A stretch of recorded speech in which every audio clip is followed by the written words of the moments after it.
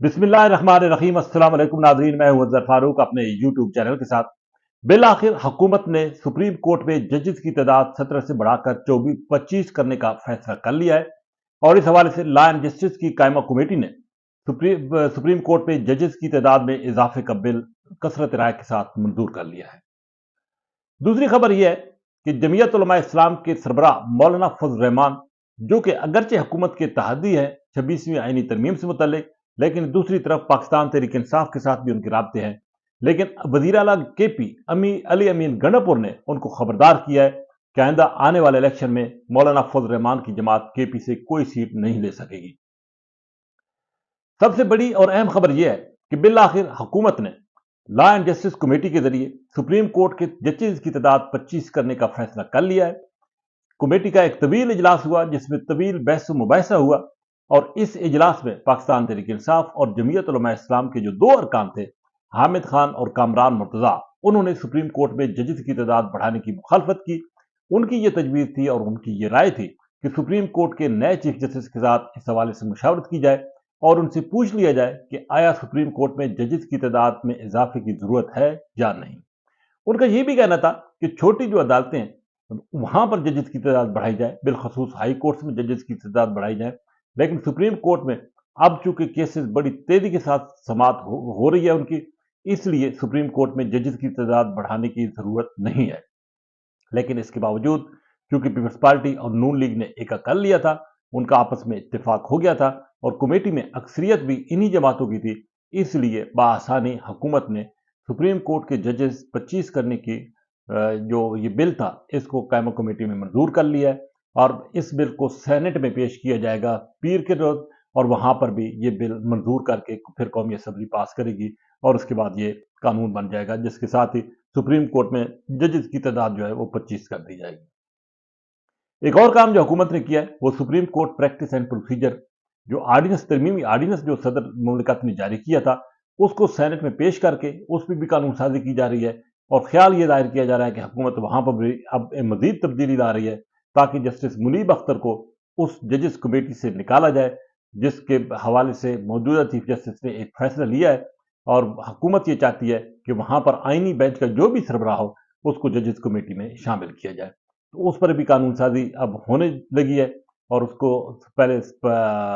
इसमें सेनेट में और उसके बाद कौमी असम्बली में मंजूरी के लिए पेश किया जाएगा।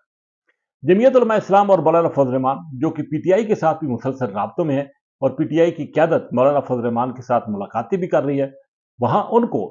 अली अमीन गंडापुर ने एक बार फिर खबरदार कर दिया है कि मौलाना फजल रहमान जो है उनको शायद अली अमीन गंडापुर को कुछ शकूक शुबहात है मौलाना फजल रहमान के किरदार के हवाले से और उनका जो बिलखसूस 26वीं आईनी तरमीम के हवाले से सियासी किरदार है उस हवाले से, इसलिए उन्होंने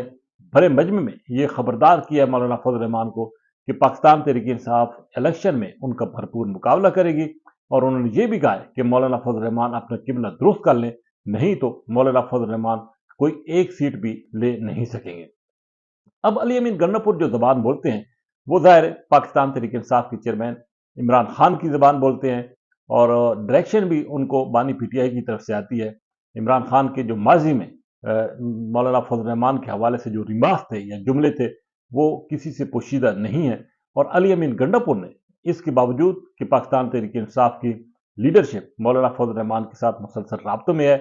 मुलाकातें कर रही है और ये कोशिश की जा रही है कि पीटीआई और जेयूआई मिलकर हुकूमत के खिलाफ किसी एक प्लेटफॉर्म पर जमा हो जाए। इसके बावजूद अली अमीन गंडापुर का ये जो बयान है वो ये बताता है कि शायद पाकिस्तान तहरीक इंसाफ की जो मेन लीडरशिप है, जिनमें बानी पीटीआई है या अली अमीन गंडापुर है या कुछ और लोग हैं, वो ये समझते हैं कि पाकिस्तान जमीयत उलमा इस्लाम ने जो 26वीं आईनी तरमीम के हवाले से वोट दिया है उस वोट की वजह से हुकूमत सुप्रीम कोर्ट का जो हुलिया है उसको तब्दील करने में कामयाब हुई है और यही वजह है कि सुप्रीम कोर्ट में अब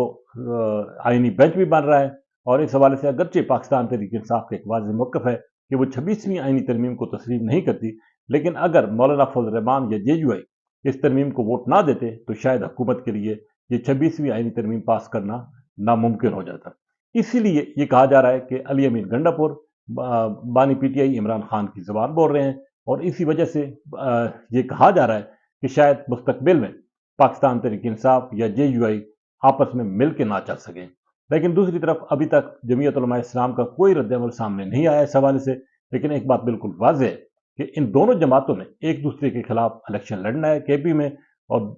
دونوں کا ووٹ بینک جو ہے وہ اپنا اپنا ہے. اس لیے یہ کہا جا سکتا ہے کہ مولانا فضل الرحمان کو پاکستان تحریک انصاف کے ہاتھوں یقیناً ایک چیلنج تو رہے گا. لیکن جو الائنس بنانے کی کوشش ہو رہی تھی یا کاوش ہو رہی تھی، وہ بظاہر اب اس کا چانس جو ہے وہ نظر نہیں آ رہا، کیونکہ علی امین گنڈاپور پاکستان تحریک انصاف میں اب ایک مرکزی حیثیت حاصل کر چکے ہیں، اور ان کے جو بیانات ہیں مولانا فضل الرحمان کے حوالے سے وہ خاصے حیران کن ہیں. اب دیکھنا یہ ہے کہ حکومت جب یہ